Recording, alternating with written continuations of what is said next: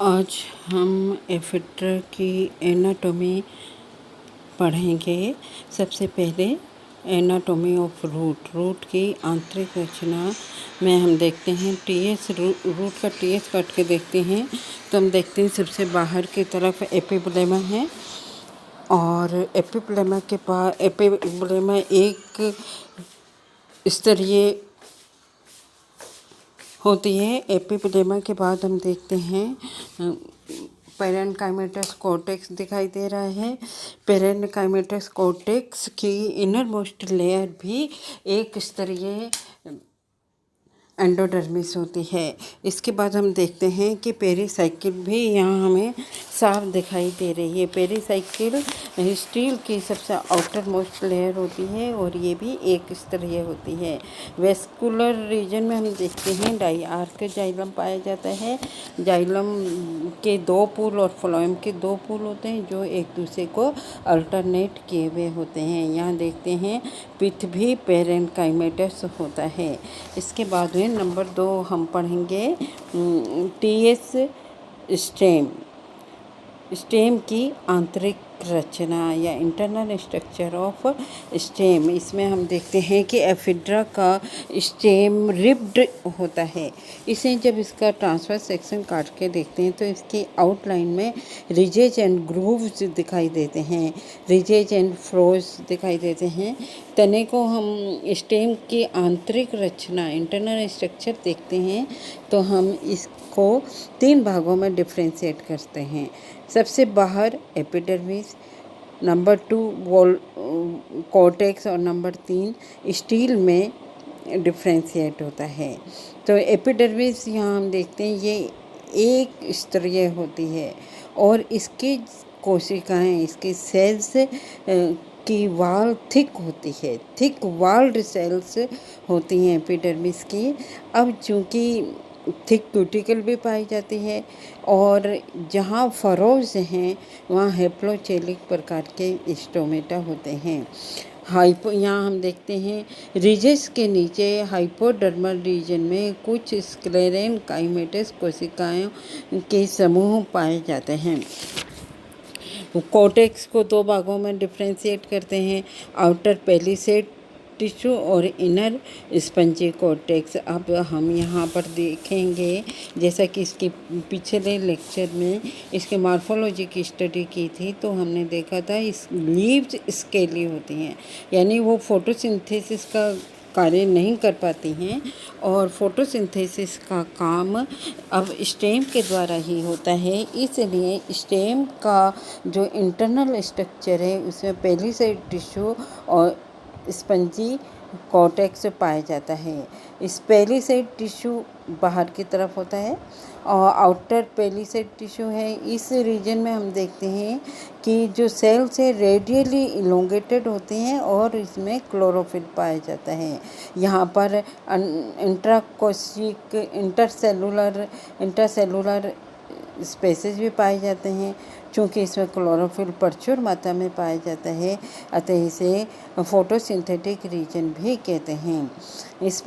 Outer palisade tissue के बाद में स्पंजी टिश्यू पाया जाता है, इसे स्पंजी कॉर्टेक्स भी कह सकते हैं क्योंकि इसकी कोशिकाएं गोल या अंडाकार सेल से बना होता है जिनके बीच में इंटरसेलुलर स्पेसेस भी पाए जाते हैं। ये सेल्स भी इन सेल्स में भी क्लोरोप्लास्ट पाया जाता है।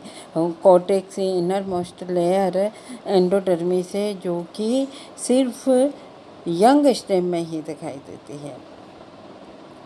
इसके बाद हम देखते हैं स्टील की सबसे आउटर मोस्ट लेयर पेरीसाइकिल है। पेरीसाइकिल पेरेन्काइमेटस होती है और होती तो ये भी एक परतीय है लेकिन यहाँ पर इसके सेल्स बहुत क्लियर नहीं दिखाई देती हैं। इसके बाद में हम आते हैं वेस्कुलर सिलेंडर या स्टील। यहाँ पर हम देखते हैं कि वेस्कुलर बंडल एक जैसा कि इस आउटलाइन डायग्राम में हम देख रहे हैं 6 वेस्कुलर बंडल हैं जो कि एक रिंग में व्यवस्थित हैं। यहाँ पर एंडार्क साइफोनो स्टील होती है। वेस्कुलर बंडल पित्त के बाहर की तरफ एक रिंग में व्यवस्थित हैं और ये वेस्कुलर बंडल कंजॉइंट, कोलेटरल और ओपन वेस्कुलर बंडल होते हैं। इसके अलावा ये एंडार्क होते हैं। जाइलम, यहाँ पर जाइलम वेसल्स, ट्रैकिड्स और जाइलम पेरेन्काइमा से बना होता है। वेसल्स की उपस्थिति एफिड्रा में वेसल्स की उपस्थिति का एफिड्रा में पाए जाना एक एंजियोस्पर्मिक करैक्टर शो करता है। इसके बाद में हम देखते हैं कि फ्लोएम देख रहे हैं। फ्लोएम यहाँ पर हम देखते हैं सीव ट्यूब्स, फ्लोएम पेरेन्काइमा और एल्ब्यूमिनस सेल्स से बना होता है। यहाँ पर आप देखेंगे कि जो वेस्कुलर बंडल के बीच बीच में ब्रॉड मेडुलरी रेंज पाई जाती है। इसी तरह यहाँ पर तने के जो स्टेम का इंटरनल स्ट्रक्चर में हम देख रहे हैं कि बिल्कुल सेंटर में पित्त होती है, जो कि पेरेन्काइमेटस सेल्स से बनी होती है।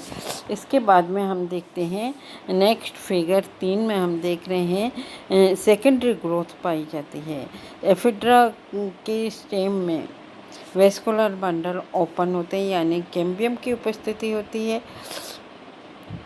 अब ये कैम्बियम की कोशिकाएं मेरिस्टेमेटिक हो जाती हैं और इंटरफेसिकुलर कैम्बियम बनता है। दो वेस्कुलर बंडल के बीच में इंटरफेसिकुलर कैम्बियम बनता है और इस